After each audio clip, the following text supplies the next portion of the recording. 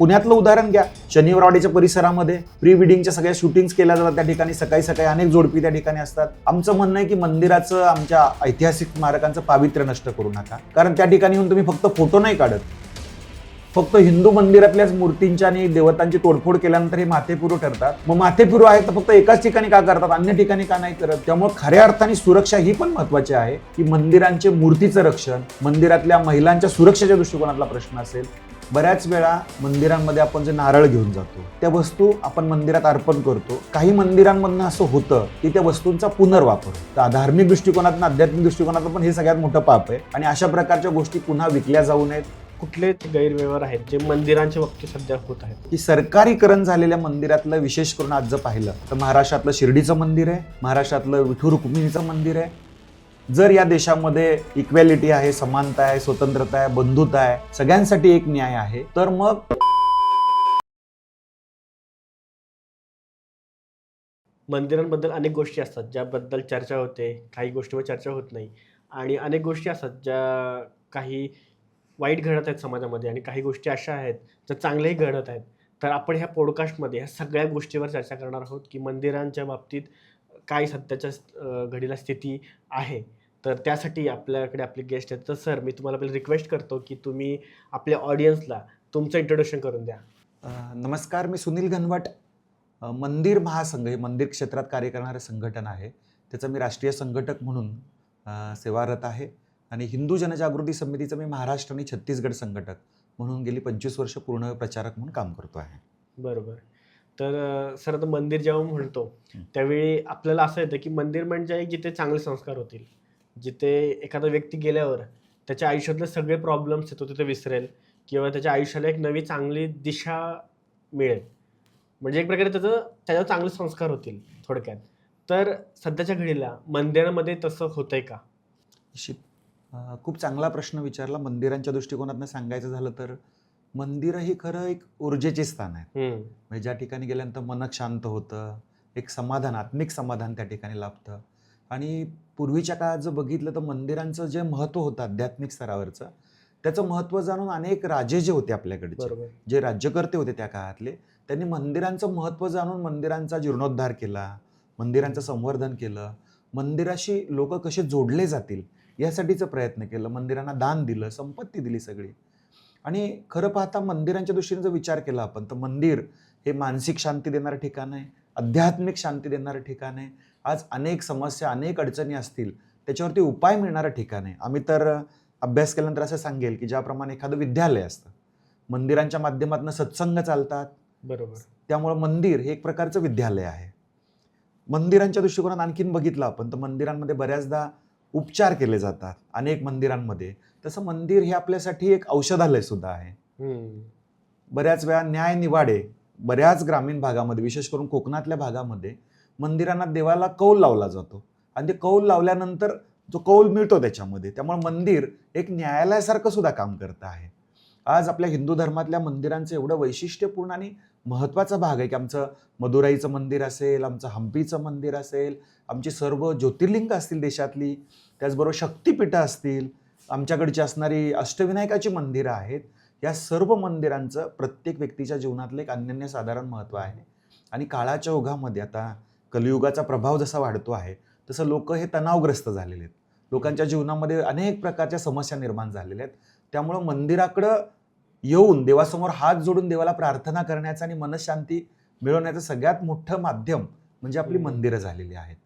आणि मंदिरांचं सगळ्याच क्षेत्रात महत्त्व आहे. जसं मंदिरांचं आध्यात्मिक महत्त्व आहे तसं मंदिरं या माध्यमातून एक भक्तांचं संघटन होण्याचं ठिकाण आहे. मंदिरं ही आपली जी भावी पिढी आहे त्या पिढीला संस्कार देणारं एक संस्कार केंद्र आहे. आणि आणखीन एक सांगावंसं वाटतं याच्यामध्ये की पूर्वीच्या काळात जसं मंदिरांमधनं गुरुकुलं चालायची, मंदिरांमधनं गोशाळा चालायच्या, मंदिरांमधनं आध्यात्मिक स्तरावर आमचे साधू संत ऋषीमुनी मार्गदर्शन करायचे, त्याचप्रमाणे आमच्या मंदिरातनं आता पुन्हा एकदा तसंच सुरू होणं आवश्यक आहे. अगदी एका वाक्यात सांगायचं झालं तर मंदिर ही सनातन धर्म प्रचाराची केंद्र होणं आवश्यक आहे. कारण नुसतं मंदिरात येतो, देवाला हात जोडतो, माझी देवासमोर एक मोठी लिस्ट असते, देवा मला हे दे, देवा मला ते दे, परंतु हे सगळं करताना आपलंही काहीतरी योगदान असणं आवश्यक आहे. मंदिरात फक्त देवाकडे मागणंच असं नाही तर देवाला केलेल्या प्रार्थनेच्या अनुरूप आपल्याकडनं कृती होणं आवश्यक आहे आणि यासाठी आपण सगळ्यांनी मंदिरात जाणं आवश्यक असतं. बरोबर. आता तुम्ही एवढं सगळं मंदिराचं महत्त्व सांगितलं. पण अनेकदा असं असतं की आत्ताच्या घडीला समजा मंदिरांच्या ऐवजी जर एखादी म्हणजे आपल्याला रुग्णालय बांधायचं आहे, शाळा बांधायचं आहे, तर कदाचित ते जास्त जणांचं कल्याण करेल असं तुम्हाला वाटत नाही का?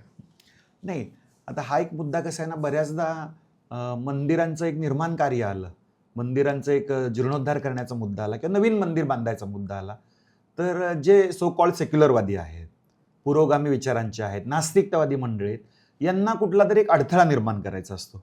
मग त्यामध्ये ते काय करतात की एक वेगळा नॅरेटिव्ह सेट करतात की बघा आता राम मंदिराची काय आवश्यकता आहे, राम मंदिराच्या जागी तर एक मोठं रुग्णालय होऊ शकतं, आणखीन कुठलं मंदिर आहे गावामध्ये, मग तिथं प्राथमिक आरोग्य केंद्र निर्माण झालं पाहिजे. पण मला सरळ आपल्या श्रोत्यांना प्रश्न विचारायचा आणि श्रोत्यांच्या मनातला हा प्रश्न सांगायचा आहे की मला सांगा, राम मंदिराच्या जागी रुग्णालय जर झालं असतं त्याचा किती फायदा झाला असता. आणि दुसरा मुद्दा की पूर्ण अयोध्येमध्ये रुग्णालय बांधायला दुसरी जागा नाहीये का? भरपूर जागा आहेत ना. मग मंदिराच्याच जागेवर अट्टहास का? त्याचं कारण असं आहे की रुग्णालय बांधण्याचं कारण असतं, तो एक विचार पुढे ठेवला जातो, लोकांना संभ्रमित केलं जातं, परंतु विरोध हा मंदिरांना असतो. मंदिर स्थापन नाही झालं पाहिजे या दृष्टिकोनातून हा विरोध असतो. आज अयोध्येचं मंदिराचं उदाहरण घेतलं तर त्या ठिकाणी जवळजवळ 2,60,000 लोक त्या ठिकाणी त्यांचं टार्गेट होतं, येण्याचा भाग होता. आज युपी सरकारचं एक ध्येय आहे की 25,000 कोटीचं उत्पन्न त्याच्या माध्यमातून मिळालं पाहिजे. 2.5 लाख लोकांना रोजगार त्या मंदिरातनं मिळालाय. आणि महत्वाचा मुद्दा, कोरोना काळात आपण पाहिलं सगळ्यांनी की ज्या मंदिरांचं महत्व किती आहे. आज तुम्हाला मी महाराष्ट्रातली उदाहरणं सांगतो. एक एक मंदिर ही अख्ख्या गावाची अर्थव्यवस्था चालवत असतं. शनी शिंगणापूरचं मंदिर घ्या, पूर्ण गावाची अर्थव्यवस्था ते शनी शिंगणापूरच्या देवस्थानावर चालू आहे. तुळजाभवानी आमची महाराष्ट्राचं कुलदैवत आहे, त्याचं उदाहरण घ्या. पंढरपूरचं उदाहरण घ्या. शेगावचं गजानन महाराज आहे, त्याचं उदाहरण घ्या. भास्करगिरी बाबांचं आपलं त्या ठिकाणचं दत्त संस्थान आहे, त्याचं उदाहरण घ्या. म्हणजे अशी अनेक उदाहरणं देता येतील. भीमाशंकरचं आमचं ज्योतिर्लिंग आहे की ज्या पूर्ण मंदिरावरती अख्ख्या गावाची अर्थव्यवस्था चालू असते. अनेक युवकांना रोजगार मिळतात. आज एका मंदिरामुळं कारागिराचं काम चालतं, फुलवाल्याचं काम चालतं, उपहारगृहाला त्यांना काम मिळत असतं, रिक्षावाले असतात, ट्रान्सपोर्टवाले असतात, फळवाले असतात, फुलवाले असतात. हजारो लोकांना व्यवसाय मिळत असतो. त्यामुळं जो कोणी हा नॅरेटिव्ह सेट करण्याचा प्रयत्न करते त्यांना मला उत्तर द्यायचं आहे की तुम्ही या पद्धतीने ज्यावेळेस मंदिराच्या जागी रुग्णालय बांधा असं म्हणता, त्यास अन्य धर्मियांच्या बाबतीत तुम्ही हे बोलू शकता का? फक्त हिंदू धर्मीय शांत असतात म्हणून तुम्ही हे बोलता आणि चुकीचे नॅरेटिव्ह पसरवता. हे संभ्रम पसरवणं बंद करा. हिंदू धर्मात मंदिरांचं खूप महत्वाचं स्थान आहे आणि मंदिराच्या जागी मंदिरच झालं पाहिजे. रुग्णालय असेल, हॉस्पिटल असेल, शाळा असतील, यासाठी वेगळ्या जागा आहेत. सरकारकडे भरपूर जागा आहेत. त्या ठिकाणी तुम्ही त्यांचं रुग्णालय बांधा, प्राथमिक आरोग्य केंद्र बांधा. मंदिराच्या जागेवर बांधण्याची आवश्यकता नाही. पण आता ह्यामध्ये असा एक पॉईंट होतो ना की आता आपल्या शाळा जेव्हा आपण करतो तेव्हा कदाचित सगळ्या लोकांना त्याचा लाभ होतो. पण जेव्हा मंदिर आपण बांधतो तेव्हा अनेक जणांचं असं मत असतं की एका पर्टिक्युलर कम्युनिटीचं मंदिर आहे, तर त्यांनाच फक्त त्याचा लाभ व्हायला पाहिजे, किंवा काही जणांचं म्हणणं असतं की फक्त इकडे तर ह्यांनाच एंट्री असते किंवा तसं होतं. मग कुठेतरी ते लिमिटेशन होतं ना, कारण मंदिर किंवा एखादी त्याच्याऐवजी शाळा किंवा रुग्णालय असतात ते सगळ्यांसाठी आहे. शाळा तर सर्वांसाठी असते आणि मंदिराची द्वारं सुद्धा सगळ्यांसाठी खुलं असतात. फक्त त्या मंदिरात येताना त्यांनी नियम पाळले पाहिजेत. तुम्ही मंदिरात येणार आणि मूर्तीपूजेला मानणार नाही तर अशांचं काम नाही मंदिरामध्ये. तुम्ही मंदिरात येणार आणि त्या ठिकाणी मांसाहार करून येणार, त्यांनी पावित्र्यभंग होतं मंदिरांचं, अशांनी मंदिरात येऊ नये. मुळातच मंदिराचं पावित्र्य, त्या ठिकाणचं मांगल्य, त्या ठिकाणचे नियम हे पाळण्यासाठी ज्यांना आहे त्या ठिकाणी यायचे असे लोक येऊ शकतात. या ठिकाणी अन्यांनी मंदिरात येण्याची आवश्यकता नाही. हा एक मूलभूत नियम धर्मशास्त्रानुसारचा आहे. तुम्हाला त्या मंदिराच्या मूर्तीविषयी असतंच नाहीये, तुम्हाला त्या मंदिराविषयी काही भावनाच नाहीयेत, तर अशांचं काय काम आहे मंदिरामध्ये? त्यांनी स्वतःहूनच येऊ नये ना. पण तुमचा विचार जर सेक्युलर असेल आणि तुमचा विचार जर नास्तिक असेल तर हिंदू धर्मात नास्तिकांचा सुद्धा विचार केला जातो. पण मंदिराचा अट्टहास कशाला करताय? तुम्हाला तुमच्या ठिकाणी तुम्ही जाऊ शकता, मंदिरात येण्याची आवश्यकता नाहीये. आणि स्पष्टपणे या ठिकाणी सांगावंसं वाटतं की काही ठिकाणी असा अट्टहास केला जातो, तर या संदर्भात विशिष्ट जात म्हणून किंवा विशिष्ट धर्म म्हणून नाही, हे नियम जे आहेत मंदिराचे ते नियम पाळले गेले पाहिजेत आणि त्या दृष्टिकोनातून प्रत्येकाने ते पाहावं. ओके. म्हणजे मंदिरात येणाऱ्या व्यक्तीमध्ये त्याला त्याचे भाव किंवा त्याचे आतमध्ये त्याला स्वतःहून वाटलं पाहिजे की मला जावं, आणि त्या विषयी त्याला भावना पण पाहिजेत. मग इथे ते होतं ना, मग त्यामुळेच विरोध असा होतो, असं बऱ्याच वेळा लक्षात येतं, की जर शाळा वगैरे तिथं तर सगळ्यांना एंट्री आहे. नाही, मंदिराच्या दृष्टिकोनानं सगळ्यांसाठी खुली असतात. आता पूर्वीचा विचार हा जुना पुराणा असतो, कधीतरी कोणाला अस्पृश्यता म्हणून एंट्री दिली जात नाही, मग ह्यासाठी एंट्री दिली जात नाही, असं कुठं राहिलंय? सगळ्या मंदिरात सगळ्यांना प्रवेश असतो. फक्त मी सांगितलेले नियम आहेत. गोमांस खाणारे, गोमातेला मारून हत्या करणारे, त्यांचे आमच्या मूर्ती न पाळणारे म्हणजे मूर्तींना न मानणारे, ह्या लोकांचं काम नाही आणि त्यांनी येऊ पण नाही मंदिरामध्ये. ओके. आणि मग आता तुम्ही जेव्हा त्या सगळ्या क्षेत्रात तुम्ही काम करत आहात, तर अजून कुठले तुम्हाला वाटतात, की असे गैरव्यवहार आहेत, जे मंदिरांच्या बाबतीत सध्या होत आहेत? हां, मंदिरांच्या दृष्टीने गैरव्यवहार म्हणण्यापेक्षा अगदी मी त्याला पॉइंट आउट करतो, की सरकारीकरण झालेल्या मंदिरातलं विशेष करून आज जर पाहिलं तर महाराष्ट्रातलं शिर्डीचं मंदिर आहे, महाराष्ट्रातलं विठू रुक्मिणीचं आमचं पंढरपूरचं मंदिर आहे, तुळजापूरचं आई भवानी मातेचं मंदिर आहे, महालक्ष्मी देवस्थान आहे, जे 3067 मंदिरांचा एक समूह आहे, ज्याला पश्चिम महाराष्ट्र देवस्थान समिती म्हटलं जातं. जी मंदिरं सरकारीकरण झालेली, आमचा मूलभूत प्रश्न आहे का आज सर्वच क्षेत्रात खाजगीकरण चालू असताना मंदिरांचं सरकारीकरण का? दुसरा महत्वाचा मुद्दा, जर या देशामध्ये इक्वॅलिटी आहे, समानता आहे, स्वतंत्रता आहे, बंधुता आहे, सगळ्यांसाठी एक न्याय आहे, तर मग कुठल्याही प्रकारे अन्य धर्मियांच्या मस्जिदी, मदरसा सरकार कधी ताब्यात घेत नाही, चर्च कधी सरकार कुठलं ताब्यात घेतलेलं देशातलं एकमेव कुठलंही उदाहरण नाही त्याच्यामधलं. मग हिंदूंची मंदिरं एवढीच का ताब्यात घेतली जातात? जवळजवळ 4 लाखाहून अधिक मंदिरांचं सरकारीकरण झालंय आणि आमचं असं स्पष्ट म्हणणं आहे की जी मंदिरं भक्तांची आहेत ती भक्तांच्या ताब्यात दिली गेली पाहिजेत, भक्तांच्या नियंत्रणात असणं आवश्यक आहे. मला उदाहरण सांगा, पंढरपूरच्या देवस्थानामध्ये 2008 साली त्या गोशाळेतल्या गायी कसायांना विकण्यात आल्या? आज त्या देवस्थानची जवळजवळ 1250 एकर जमीन होती. 2015ला आम्ही आंदोलन सुरू केलं. वारकरी संप्रदाय असेल, हिंदू जनजागृती समिती असेल, हिंदू विधिज्ञ परिषद, वकिलांचं संघटन आहे, सगळ्यांनी एकत्र येऊन त्या ठिकाणचा भ्रष्टाचार बाहेर काढला, त्या ठिकाणचे गैरव्यवहार बाहेर काढले. ही सगळी मंदिराची जमीन होती, पण कोण कसतंय, कुठं उत्पन्न जातंय, देवस्थानला काय मिळतंय, कशातही काही त्याच्यामध्ये ताळमेळच नव्हता. ज्यावेळेस आपण हे सुरू केलं, आज तुम्हाला मी सांगतो, गेल्या 2 महिन्यापूर्वीपर्यंत पंढरपूरच्या देवस्थानची जवळजवळ 1200 एकर जमीन ऑन रेकॉर्ड आलेली आणि त्याचं उत्पन्न मंदिराला सुरू झालेलं आहे. मनकर्णिका कुंड आहे महालक्ष्मी देवस्थान, त्या ठिकाणी 2000 सालाच्या आसपास त्या ठिकाणी देवीला अभिषेक घालण्यासाठी पाणी त्या कुंडातलं वापरलं जायचं, परंतु ते बुजवण्यात आलं आणि त्याच्यावर सार्वजनिक टॉयलेट बाथरूम बांधण्यात आलं. म्हणजे ह्या लोकांच्या आणि आमच्या भक्तांच्या भावनांशी खेळ केला जातोय, हे थांबलं पाहिजे. सरकारीकरण झाल्यावर या गोष्टी होतात. जवळजवळ आम्ही तफावत पाहिली, माहितीच्या अधिकारात माहिती घेतली होती, जवळजवळ 6 ते 7,000 एकर जमिनींचा गोंधळ त्या कालावधीत त्या ठिकाणचा होता. 2015ला या मंदिरातल्या भ्रष्टाचाराच्या संदर्भात आम्ही एक आंदोलन केलं, त्याची सगळी चौकशी लागलेली आहे. CIDने अहवाल दिलेला आहे, विधानसभेमध्ये, विधान परिषदेमध्ये आजपर्यंत तो सादर करण्यात आलेला नाही. आमचं म्हणणं आहे त्या सगळ्या अहवालामध्ये नेमकं काय हे लोकांपर्यंत उघड होऊ द्या, लोकांना कळू द्या याच्यामध्ये काय आहे नेमकं. असे अनेक उदाहरण आहेत. तुळजापूरच्या देवस्थानाचं उदाहरण द्यायचं झालं तर तुळजापूरच्या मंदिराचं आमच्यासाठी अनन्यसाधारण महत्व आहे, कारण छत्रपती शिवाजी महाराजांचं कुलदैवत असणारं आमचं मंदिर आहे. 4277 एकर जमीन या मंदिराला त्या कालावधीत दिलेली आहे. त्यातली 277 एकर जमीन गायब आहे. त्यामध्ये 140 किलो सोनं आणि 480 किलो चांदी गायब आहे. ही केस आम्ही लढलो. आम्ही फक्त फील्डवर आंदोलन नाही करत, तर या संदर्भात इथल्या डिस्ट्रिक्ट कोर्टमध्ये लढलो, हायकोर्ट जे आहे छत्रपती संभाजीनगर त्या ठिकाणी लढलो, आणि आता ही केस सुप्रीम कोर्टमध्ये चाललेली. आमचं म्हणणं आहे की जर त्या ठिकाणचा जिल्हाधिकारी हा पदसिद्ध अध्यक्ष आहे तिथला, तर या कालावधीत झालेल्या चांगल्या आणि वाईट गोष्टींना तोच जबाबदार असणं आवश्यक आहे. परंतु जवळजवळ ह्याच्यामध्ये 16 लोकांना आपल्या ह्या PIL मुळे त्यांच्यावर तक्रारी दाखल झाल्या. एक 8-9 लिलावदार आहेत, एक 2-3 कॉन्ट्रॅक्टर आहेत, त्याच्यामधले एक लेखाधिकारी, एक धार्मिक अधिकारी आहे. थातूर मातूर ही कारवाई झालेली आहे. आमचं म्हणणं स्पष्टपणे आहे की जे जिल्हाधिकारी त्या कालावधीत तिकडे होते यांच्यावरती कारवाई का नाहीये, आणि हे भ्रष्टाचाराचं किंवा हिमनगाचं एक छोटंसं टोक आहे. आज प्रचंड प्रमाणात त्या ठिकाणचा गोंधळ चाललाय, तो लोकांसमोर आला पाहिजे आणि सुप्रीम कोर्टपर्यंत आपण लढतो आहोत. ही केस जिंकून या सगळ्या लोकांना जोपर्यंत तुरुंगामध्ये टाकत नाही तोपर्यंत आपला हा लढा सुरू राहणार आहे. याच्यामध्ये सिद्धिविनायक मंदिराचं उदाहरण सांगायचं झालं तर देवस्थानला दान हिंदू लोक करतात, भक्त लोक करत असतात. मग तोच दान दिलेला पैसा हा दुसऱ्या मजल्यावर गेल्यावर सेक्युलर का होतो, अन्य धर्मियांना का वाटला जातो? आमचं म्हणणं आहे स्पष्टपणे की देवस्थानांचा पैसा हा त्या देवस्थानांसाठी, भक्तांसाठी, त्यांच्या सुविधांसाठी, त्यांच्या दृष्टिकोनात धार्मिक ज्या गोष्टी आहेत त्यासाठी वापरला गेला पाहिजे, ना की कुठल्या अन्य धर्मियांसाठी. त्या ठिकाणचं माहितीच्या अधिकारात माहिती घेतली आम्ही, जवळजवळ 50% रक्कम तिथली मागच्या काही वर्षांमध्ये ही अन्य धर्मियांना देण्यात आलेली आहे. आज ती व्यक्ती अस्तित्वात नाही, ती संघटना अस्तित्वात नाहीये. मग देवस्थानचा दिलेला हा पैसा कोणाला दुर्धर आजार झालाय, कोणाला काही मेडिकल इमर्जन्सी आहे, त्या कालावधीत दिला जातो. आमची मंदिर एवढी उदार आहेत की अन्य धर्मियांना पण पैसा वाटला जातो त्याच्यामधनं. पण हा का दिला जातोय? आमचं स्पष्ट म्हणणं आहे, ते आमच्या देवाला मानत नाहीत, तो गणपतीचा प्रसाद खात नाही, तिथे येऊन हात जोडत नाहीत. मग अशांसाठी आमच्या मंदिराला पैसा देता कामा नये.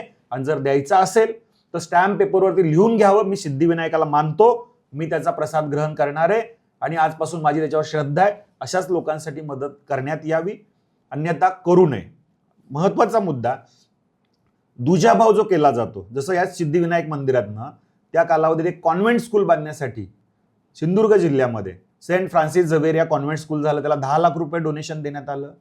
एकीकडे तुम्ही म्हणता आम्हाला मंदिरातनं मदत करता येत नाही, दुसरीकडे म्हणता मदत केली.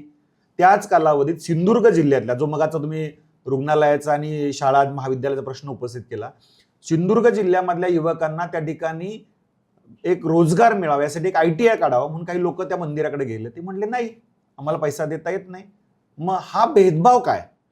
जर मंदिर हिंदूंचं आहे, पैसा हिंदू अर्पण करतात, वाटता तुम्ही अन्य धर्मियांना, आणि हिंदूंनाच त्याचा पैसा मिळत नाही, भक्तांना त्याचा पैसा मिळत नाही, हे थांबलं पाहिजे. आणि म्हणून आमचं म्हणणं आहे की सरकारीकरण झालेली सगळी मंदिरं ही भक्तांच्या ताब्यात असली पाहिजेत, भक्तांच्या नियंत्रणात असली पाहिजे. त्याचं आणखीन एक कारण सांगतो की शनी शिंगणापूरला आम्ही आंदोलन केलं, त्यावेळेचे जे तथाकथित त्या ठिकाणचे व्यवस्थापक होते, त्यांनी आम्हाला सांगितलं की आमच्या भावना काय आहेत, तर शनिदेवाची शिळा म्हणजे आमच्यासाठी केवळ पैसा देणारा दगड आहे.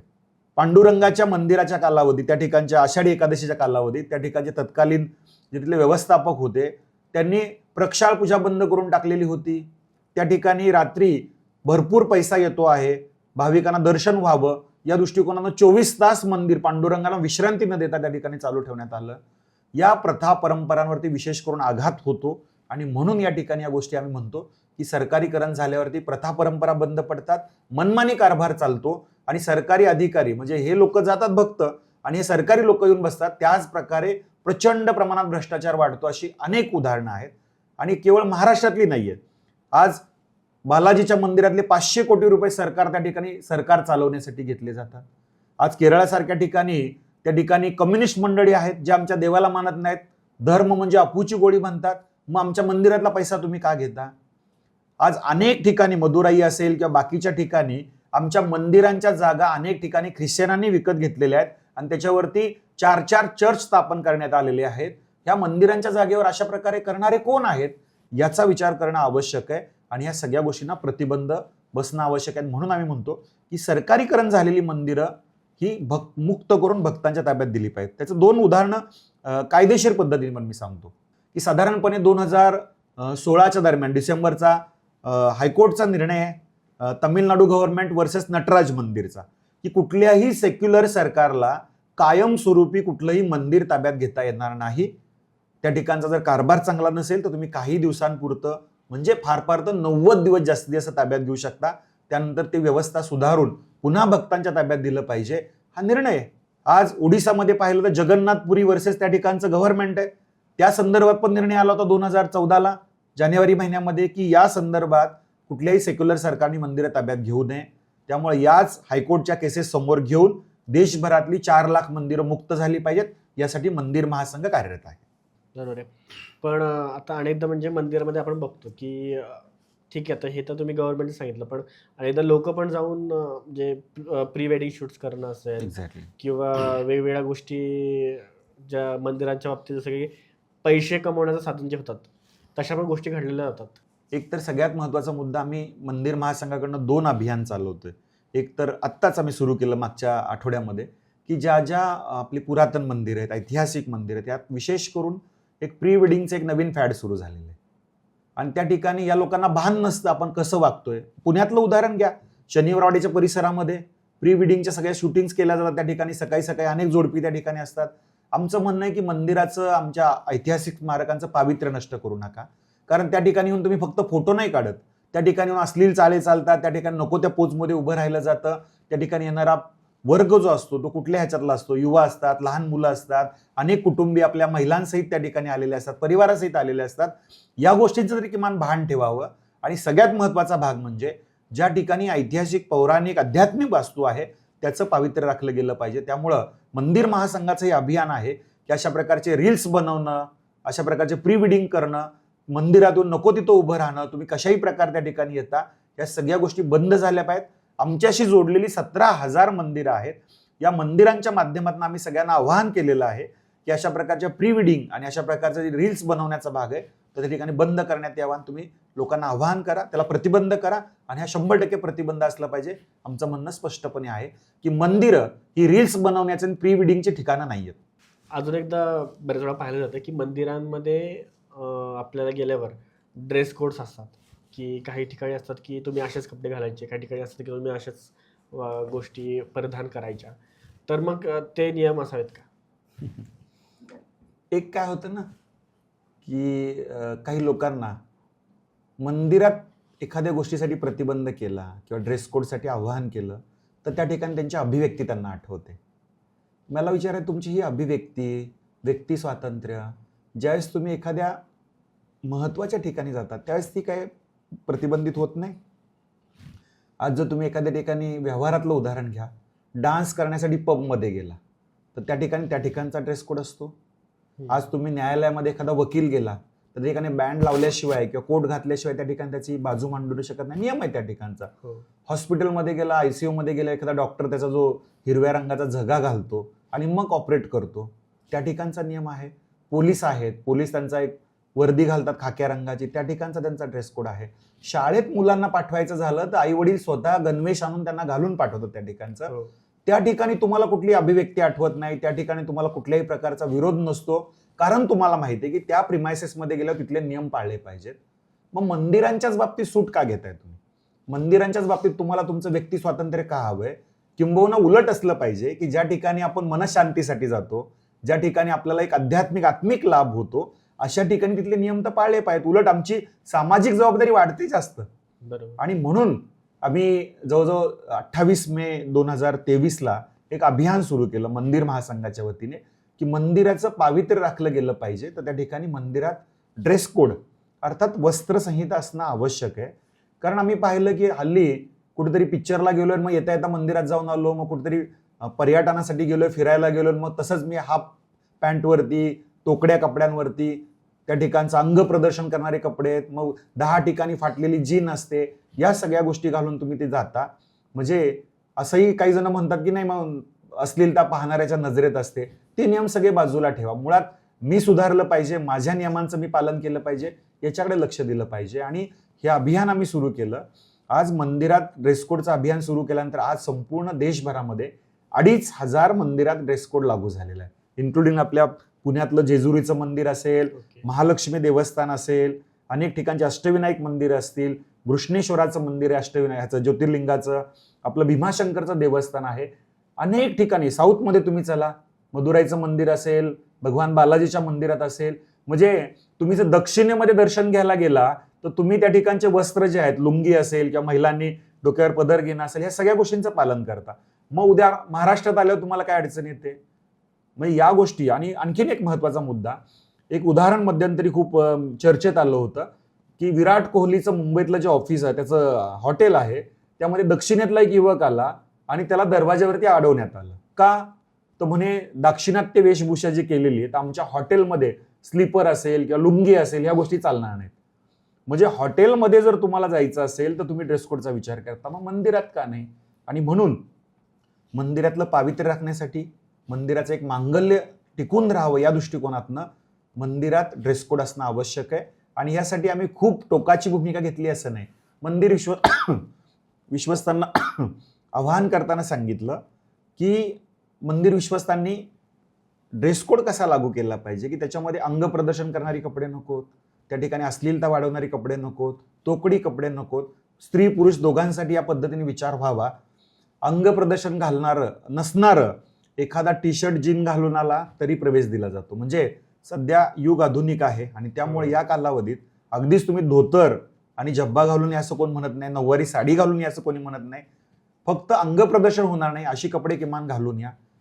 आणि समजा कोणी एखाद्या ठिकाणी आलंय आणि त्यांनी तोकडे कपडे घातलेले तर त्यांचीही गैरसोय व्हायला नको या दृष्टिकोनातून आपण मंदिराच्या गेटवरती काही मुली असतील, महिला असतील त्यांच्यासाठी ओढणी असेल किंवा पुरुष असतील त्यांच्यासाठी लुंगी धोतर असेल असं तुम्ही आवर्जून त्या ठिकाणी ठेवा, जेणेकरून ती लुंगी गुंडाळून किंवा एखादं त्या ठिकाणी डोक्यावरती ओढणी ओढून ते भक्त येतील, दर्शन घेतील, जाताना ते काढून ठेवतील, त्यांची गैरसोय होणार नाही, भक्तांनाही दर्शन मिळेल. या पद्धतीने आम्ही आवाहन केलं. खूप चांगला प्रतिसाद युवकांकडून, युवतींकडून याच्यामध्ये आला. मंदिरांच्या बाबतीत हे असलं पाहिजे आणि थोड्या अन्य धर्मियांकडनं पण काही गोष्टी शिकल्या पाहिजेत ना. आज 48°C तापमान असताना कुठली मुस्लिम महिला बुरख्याशिवाय दिसत नाही.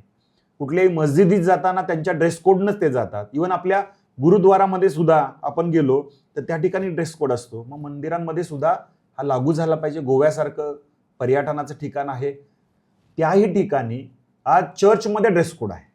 आज गोव्यातल्या अनेक मंदिरात ड्रेस कोड आहे आणि त्याचं स्वागत अगदी विदेशातल्या लोकांनी सुद्धा केलेलं आहे. त्यामुळं मंदिरांच्या या दृष्टिकोनातनं पावित्र्य आणि ह्या सगळ्या गोष्टींनी हे ड्रेस कोड लागू होणं आवश्यक आहे. आम्ही त्याचं सुरुवात केली, अनेक मंदिरांनी प्रतिसाद दिला आणि देशभरातल्या प्रत्येक मंदिरात लागू झाला पाहिजे असं आवाहन आम्ही या ठिकाणी करतो. आणि जे कोणी भक्त आहेत, श्रोते आहेत, आपल्या सगळ्यांना सुद्धा आवाहन करतो. अन्य ठिकाणी आपण विचार करतो, मग मंदिरात का नाही याचा विचार आपण करावा सगळ्यांनी आणि आपल्या भावी पिढीला हा संदेश द्यावा की मंदिरासारख्या ठिकाणी जाताना सुद्धा आपण तिथल्या नियमांचं पालन केलं पाहिजे. बरोबर. पण आता अजून एक लोकांचं एक कंप्लेंट असते एक प्रकारे, की मंदिरात कसं होतं, की आधी ते मॅनेजमेंट नसतं, की किती लोक येतील, काय येतील आणि गर्दी भयानक होते. म्हणजे 2-2 तास, 4-4 तास अनेक जण वयोवृद्ध असतात, त्यांना थांबावं लागतं. सो अशा वेळी मंदिर जे चालवतात किंवा मंदिराचं जे त्याच्यावर जे लक्ष ठेवतात, तर त्यांची ती रिस्पॉन्सिबिलिटी नाही का, की आपण एवढीच लोकं एका दिवसामध्ये अलाउड केली पाहिजेत किंवा आपल्या लोकांना ऑनलाईन बुकिंग करा किंवा काहीतरी असं करा, तर ते लावलं पाहिजे?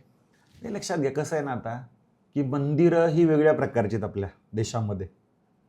आज मंदिरांकडे पाहिलं तर आम्ही सुरुवात केली ज्यावेळेस, आम्ही का सुरुवात केली या संघटनाची? कारण प्रत्येक क्षेत्रात संघटन आहे. रिक्षावाल्यांचं संघटन आहे, भाजीवाल्यांचं आहे, डॉक्टरांचं आहे, वकिलांचं आहे. हिंदू धर्मातली मंदिर एवढी मोठी व्यवस्था आहे की ती ऑर्गनाईज नव्हती.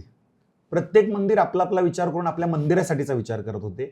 महाराष्ट्र मंदिर महासंघाने आम्ही एक भूमिका ठेवली की आपल्या समस्या सोडवण्यासाठी, आपलं एक सुव्यवस्थापन चांगलं होण्यासाठी आपण एकत्र आलं पाहिजे, एकमेकांकडून शिकलं पाहिजे, आपलं संघटन झालं पाहिजे. आणि ज्यावेळेस आपण एकत्र येऊ त्यावेळेस आपल्याला आपल्या मागण्या पूर्ण करण्यासाठीचा भाग निश्चितपणे पुढे आणता येऊ शकतो. एक दबाव गट तयार होऊ शकतो आणि राहतो प्रश्न अशा प्रकारच्या गर्दीच्या व्यवस्थापनाचा. तर आम्ही अशा प्रकारचं एक प्रशिक्षण द्यायला सुरुवात केली. म्हणजे मंदिरातले पुरोहित पुजारी असतील त्यांच्यासाठी आम्ही प्रशिक्षण कार्यशाळा घेतो, वर्कशॉप्स घेतो.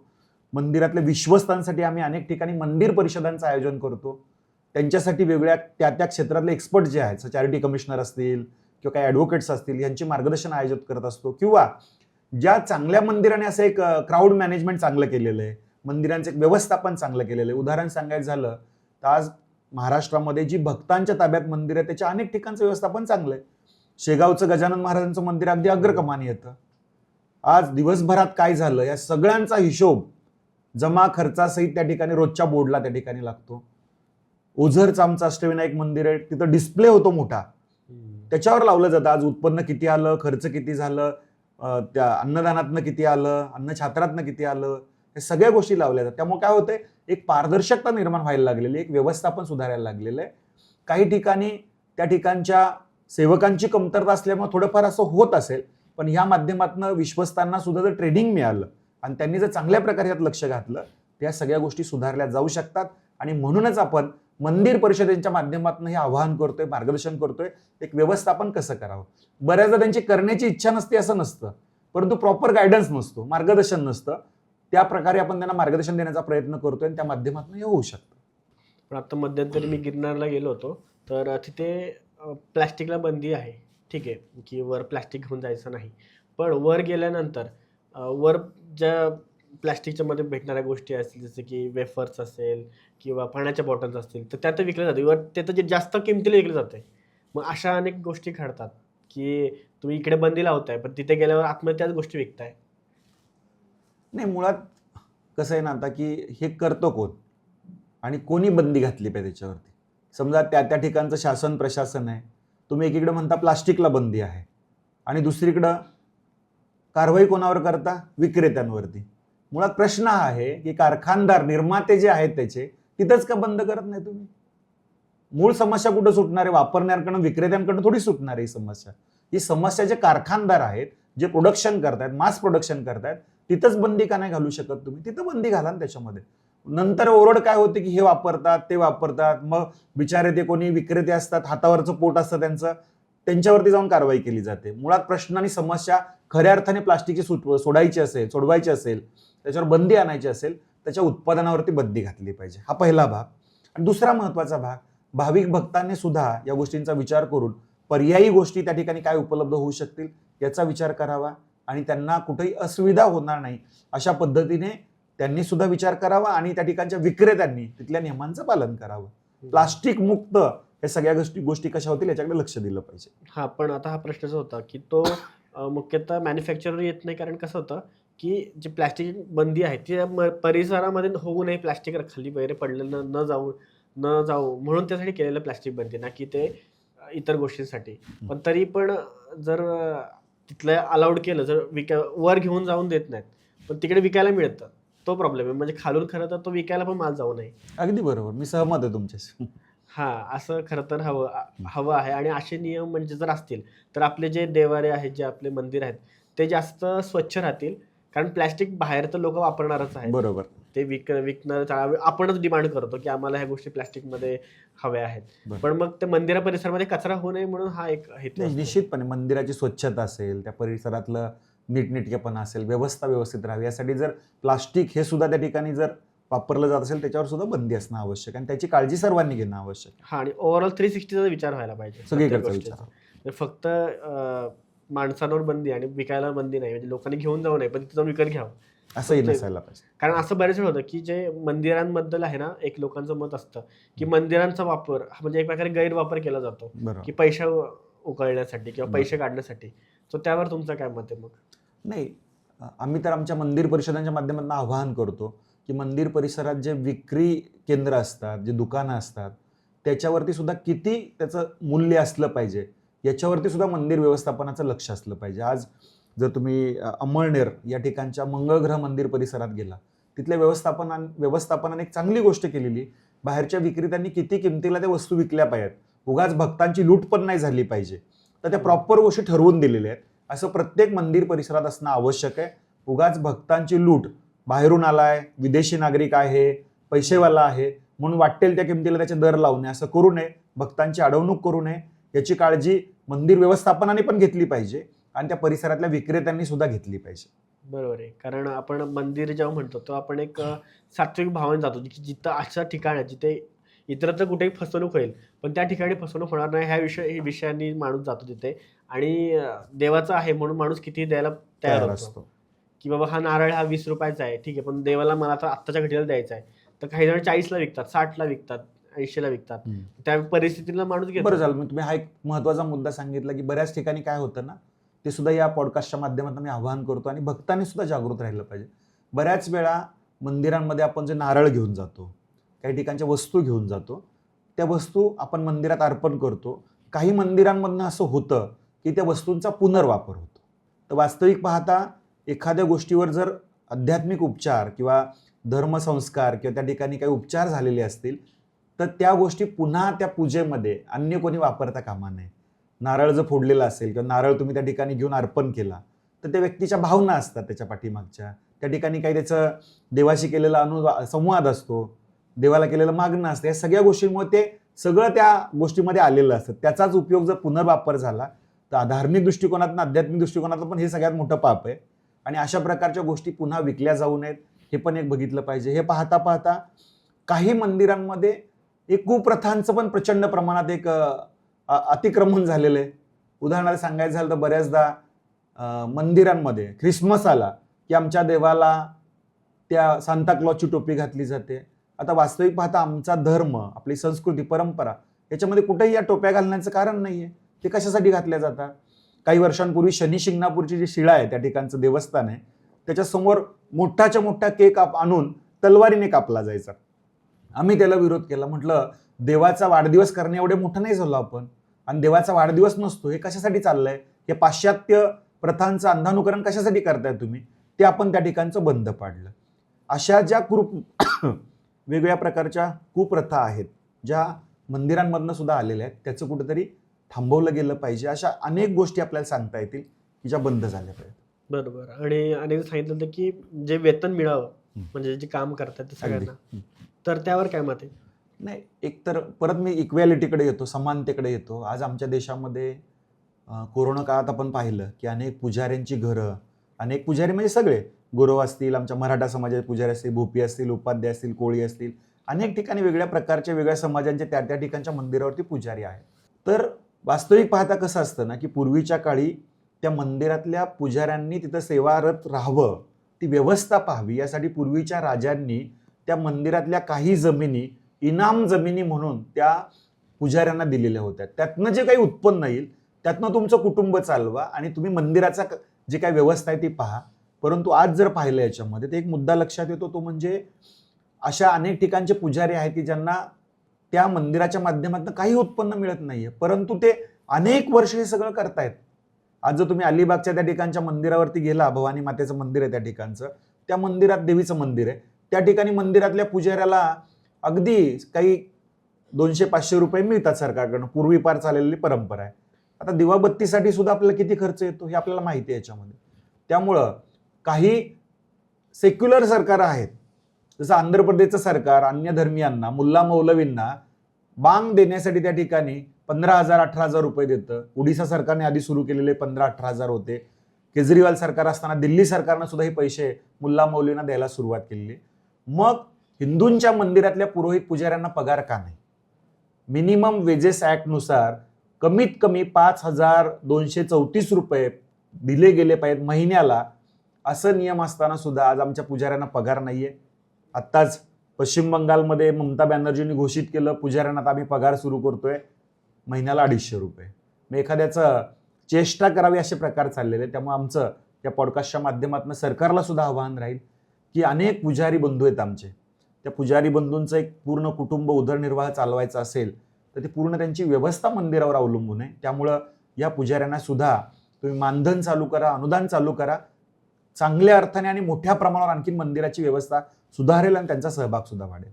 पण आता एक अजून महत्त्वाचा मुद्दा येतो की मंदिराच्या मध्ये गर्दी खूप होते आणि त्या गर्दीमध्ये एक प्रश्न सर्वात उत्पन्न होतो, तो म्हणजे सुरक्षिततेचा.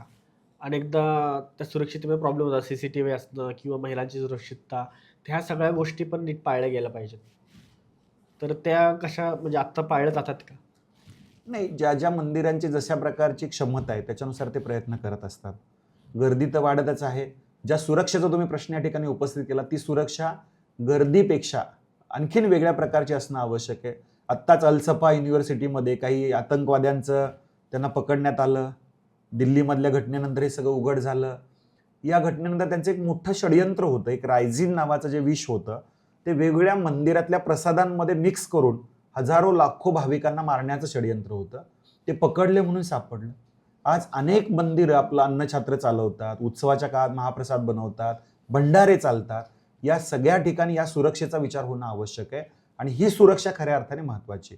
आज पुण्यामध्ये पाहिलं, महाराष्ट्रात पाहिलं, बऱ्याच ठिकाणी काही अज्ञातांकडनं, काही धर्मांधांकडनं मूर्तीभंजनाच्या घटना समोर आलेल्या आहेत, त्यांची नावंही समोर आलेली आहेत. मग असं असताना सुद्धा अगदी मी पुण्यातल्या घटना तुम्हाला सांगतो. पौडमधलं प्रकरण आहे शिवमंदिराचं, वरवणचं प्रकरण असेल, यवतचं प्रकरण असेल, जे शिवछत्रपतींच्या मूर्तीची विटंबना झालेली होती. काल परवाचं मुळशीमधलं प्रकरण आहे. या सगळ्या गोष्टींमध्ये पाहायला काय मिळतं की जो कोणी करणार आहे त्याच्यावर कारवाई 100% झाली पाहिजे, तो कुठल्याही धर्माचा असावा. परंतु यामध्ये एक लक्षात असं आलं की ज्या धर्माची मंडळी आहेत, मला काय सांगायचं तुम्हाला लक्षात येईल याच्यामध्ये, हे नंतर इमिजिएटली माथे फिरू कशी होतात. म्हणजे घटना झाली की माथे फिरू. मग आमचा प्रश्न आहे, फक्त हिंदू मंदिरातल्याच मूर्तींच्या आणि देवतांची तोडफोड केल्यानंतर हे माथे फिरू ठरतात. हे माथे फिरू फक्त एवढ्यासाठी आहेत का? मग माथे फिरू आहेत तर फक्त एकाच ठिकाणी का करतात, अन्य ठिकाणी का नाही करत आहेत, हा प्रश्न आहे. त्यामुळे खऱ्या अर्थाने सुरक्षा ही पण महत्त्वाची आहे की मंदिरांचे मूर्तीचं रक्षण, मंदिरातल्या महिलांच्या सुरक्षेच्या दृष्टिकोनातला प्रश्न असेल, मंदिरातली प्रसादाची सुरक्षा असेल, येणाऱ्या काळाच्या दृष्टिकोनातनं मंदिर आणि त्या परिसरातलं जर काही असुरक्षितता लक्षात येते त्या अनुषंगाने मंदिराची सुरक्षा. आणि म्हणून आम्ही आवाहन केलेलं आहे सगळ्या मंदिर विश्वस्तांना की तुम्ही मंदिरांच्या दृष्टिकोनातून विचार करता तर मंदिर सुरक्षा दलाची पण स्थापना करा, जेणेकरून सगळ्या अर्थाने, मग ते गर्दीचं व्यवस्थापन पासून, महिलांची सुरक्षापासून ते प्रसादाच्या सुरक्षेपर्यंत ते कार्यरत राहील. एखादी अभद्र घटना घडली तर त्यासाठी सुद्धा पटकन धावून येतील ही सगळी मंडळी आणि मंदिरांच्या दृष्टीने सुरक्षेचा विचार करतील. बरोबर. आता आपण ह्या पॉडकास्टमध्ये सर सगळ्या गोष्टी डिस्कस केल्या, की मंदिर का म्हणजे भक्तांच्याकडे असावी, परत मंदिरांमध्ये कोणकोणते गैरकृत्य केले जाऊ नये, ह्या सगळ्या गोष्टी आपण डिस्कस केल्या. पण आता at the end of the podcast मला तुम्हाला हे विचारायचं आहे, की तुम्हाला जे भाविक आहेत किंवा जे मंदिरावर निरीक्षण ठेवत आहेत त्या सगळ्यांना तुम्हाला एक संदेश द्यायचा झाला तर तुम्ही काय सांगाल? नाही, सगळ्यात महत्त्वाचं मला अजून 2 सूत्र याच्यामध्ये सांगायचे, की दुर्दैवाने काय झालंय, की आमच्या मंदिरं जी पुरातन आहेत, ऐतिहासिक आहेत, 100 वर्ष पूर्ण झाली की ते आर्किओलॉजिकल डिपार्टमेंटच्या ताब्यात जातात. केंद्रीय पुरातत्व विभाग असेल किंवा राज्य पुरातत्व विभाग यांच्या ताब्यात असलेल्या अनेक मंदिरांकडे दुर्लक्ष झालेलं आहे. म्हणजे अगदी एलिफंटा केव्ज जे आहे, घारापुरी लेणी आहे, जोगेश्वरी गुफा आहे, या सगळ्या ठिकाणी आमच्या मंदिरांच्या मूर्ती पुरातन आहेत. मग तुम्हाला त्या ठिकाणी जर त्या मंदिरांच्या दृष्टीने एक अँटिक पीस म्हणून तुम्हाला त्याचं रक्षण करायचं, हे करायचे, पण त्या ठिकाणी तुम्ही चप्पल घालून गेलं तरी चालतं, पण त्या मूर्तीचा अभिषेक नाही करायचा, त्या ठिकाणी फूल नाही अर्पण करायचं, हे कुठले नियम आहेत? आज लेण्याद्रीला जर आपण गेलो तर लेणी पाहायला जाणार म्हणून खाली एंट्रन्सला 25 रुपये प्रत्येक भाविकाकडनं घेतले जातात, 250 रुपये विदेशी नागरिकांकडनं घेतले जातात. मग वर जाताना वरती खरं लेणी बाजूला आहेत आणि मंदिर मध्ये आहे, मग ज्यांना खरंच मंदिर पाहायला जायचं त्यांच्याकडनं पैसे का घेताय तुम्ही? लाखो रुपये लाखो भक्तांकडनं घेतले जातात, ही एक प्रकारची लूट आहे. त्यामुळं केंद्रीय पुरातत्व खातं असेल किंवा राज्य पुरातत्व खाते असेल, यांच्याकडे जर जबाबदारी आहे त्याचं पालन त्यांनी केलं पाहिजे. त्यांचं एक तत्व आम्हाला पाहायला मिळतं, आम्ही करणार नाही तुम्हाला करू देणार नाही. फक्त तुम्ही काहीतरी त्या पुरातत्वाच्या नियमाच्या मध्ये बसून अशा गोष्टी करत असता, तर ही मंदिरं सुद्धा मुक्त करण्याचं अभियान आपण हिंदू जनजागृती समिती आणि मंदिर महासंघाकडनं घेतले. हा एक महत्वाचा मुद्दा. दुसरा महत्वाचा मुद्दा, बरं हेच ES आहे. आज आपल्या महाराष्ट्रात औरंगजेबाची जी कबर आहे त्याला वर्षाला 6.5 लाख रुपये देतं, आणि छत्रपतींचं जे मंदिर आहे राजराजेश्वर, त्या ठिकाणी महिन्याला 500 रुपये वाढवून आता दिलेले. ह्याही गोष्टी बघितल्या तर शिवछत्रपतींकडे दुर्लक्ष, आणि या ठिकाणी मात्र त्याला संवर्धनासाठी, त्याच्या मेंटेनन्ससाठी 6.5 लाख रुपये वर्षाला देते. या गोष्टी कुठेतरी दुजाभाव निर्माण करणार आहेत. याच्याकडेही लक्ष केंद्रीय पुरातत्व खात्याने देणं आवश्यक आहे. आणि शेवटचा मुद्दा, की मंदिरांच्या जमिनींच्या संदर्भात आणखीन एक प्रश्न निर्माण झालाय, तो म्हणजे बऱ्याच मंदिरांच्या जमिनी ज्या आहेत त्या काही बिल्डर लॉबी, महसूल अधिकारी, काही तलाठी, काही तहसीलदार अशांनी संगनमत करून कोट्यवधींच्या जमिनी कवडी मोल भावाने विकण्याची कारस्थानं सुरू झालीत. अगदी उदाहरण सांगायचं झालं तर अमरावतीचं सोमेश्वर महादेव संस्थान आहे, 50 कोटी रुपयांची जमीन फक्त 960 रुपयाला सकाळी ऑर्डर निघाली, संध्याकाळी विकली गेली. 50 कोटीची जमीन फक्त 960 रुपयाला. आमच्याकडं आमचा बांध इकडे तिकडे झाला तरी आम्ही एकमेकांची डोकी फोडतो, आणि देवाची शेकडो एकर जमीन अशी जाते. यामध्ये समितीने पुढाकार घेतलाय, हिंदू जनजागृती समिती आणि मंदिर महासंघाने. आम्ही मागणी करतोय की ज्याप्रमाणे गुजरातमध्ये अँटी लँड ग्रॅबिंग ऍक्ट आहे, जमीन हडपण्याच्या विरोधातला कायदा आहे, जर कोणी अशा प्रकारची कारस्थानं केली त्याला 14 वर्षात सक्त कारावास आहे, आणि जमिनीच्या मूल्या इतकं त्याला पेनल्टी द्यावी लागणार आहे. मग हाच कायदा गुजरात आहे, कर्नाटक आहे, ओडिशा आहे, आसाम आहे, महाराष्ट्रामध्ये करावा. आम्ही माननीय मुख्यमंत्र्यांना पण भेटलोय आणि या संदर्भातला आमचा प्रयत्न आम्ही सुरू केलेला आहे. महाराष्ट्रात हा अँटी लँड ग्रॅबिंग ऍक्ट कायदा असला पाहिजे. कोकणामधल्या देवराईच्या जमिनी आहेत, देवराहाटीच्या जमिनी आहेत, शेकडो एकर जमिनी आहेत त्या ठिकाणी. म्हणजे एकूण रत्नागिरी जिल्हा कोकणामध्ये 7,000 हेक्टर जमिनीपैकी 500 हेक्टर जमिनीवरती तिथल्या प्रशासनाने मंदिराच्या सातबारावरचं नाव कमी करून महाराष्ट्र शासन हे नाव मुख्य वहिवाटदार म्हणून टाकलेलं आहे 2018 पासून, आणि मंदिराचं नाव होतं ते अन्य वहिवाटदारांमध्ये घेतलेलं आहे. ही पण जमिनींची एक प्रकारे लूट आहे. त्यामुळे या जमिनी सुद्धा त्या भक्तांच्या ताब्यात गेल्या पाहिजेत, त्या मंदिरांच्या ताब्यात गेल्या पाहिजेत. हे आमचं अभियान, हा आमचा लढा या ठिकाणी चालू आहे. आणि मंदिराकडे मुळातच व्यवस्था पाहण्यासाठी पैसा नसतो.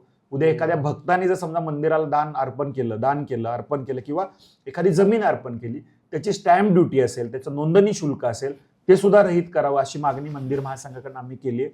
भक्तांना एवढंच आवाहन करतो की मंदिरं ही आपली धर्मशिक्षणाची केंद्र झाली पाहिजेत. जसं अन्य धर्मी आपापल्या त्यांच्या प्रार्थना असतात, धर्माचं शिक्षण देतात, तसं मंदिर एक गुरुकुल झालं पाहिजे. मंदिर एक व्यायामशाळा त्या ठिकाणी असणं आवश्यक आहे. मंदिराच्या परिसरात गोशाळा असणं आवश्यक आहे. मंदिरातनं युवकांसाठी जोडण्यासाठी शौर्य जागृतीचे वर्ग झाले पाहिजेत. संस्कार शिबिर, संस्कार वर्ग झाले पाहिजेत. आणि भक्तांना त्या मंदिराशी जोडलं पाहिजे. पुजाऱ्यांना विशेष करून आवाहन करतो की ज्यावेळेस मंदिरात भक्त येतात, युवक येतात, त्यावेळेस त्यांनी एक गोष्ट केली पाहिजे की त्या येणाऱ्या युवकांना, लहान मुलांना प्रसाद दिला पाहिजे, हातामध्ये भगवा कलावा बांधा, देवाचा आशीर्वाद त्यांना द्या, त्यांच्या डोक्यावर हात ठेवून भगवंताचा आशीर्वाद द्या. या सगळ्या गोष्टींनी एक भगवंताशी, त्या मंदिराशी अटॅचमेंट तयार होईल, युवकांचा येण्याचा भाग वाढेल, युवक मंदिराशी जोडले जातील आणि खऱ्या अर्थाने भक्त आणि युवक मंदिराशी जोडले गेल्यानंतरच मंदिर संस्कृती आणखीन वृद्धांगित होईल, लोकांपर्यंत पोहोचेल, मंदिरांचं महत्त्व लोकांपर्यंत पोहोचेल, असं आम्हाला वाटतं. बरोबर. आणि आय होप हा जो पॉडकास्ट आहे तो जो व्यक्ती बघेल तर त्याला सगळे मुद्दे लक्षात येतील आणि तो त्याच्या आयुष्यामध्ये म्हणजे इतर लोक करायच्या आधी स्वतःच्या आयुष्यात करणं महत्त्वाचं असतं आणि स्वतः करायला सुरुवात करेल अशी आम्ही अपेक्षा ठेवतो. आणि धन्यवाद सर, तुम्ही आमच्या पॉडकास्ट चॅनल आलात आणि आपल्या लोकांना गाईड केलं, त्यानंतर तुम्ही सांगितलं की कशा गोष्टी नक्की असल्या पाहिजेत आणि कशा गोष्टी व्हायला पाहिजेत. थँक्यू. धन्यवाद.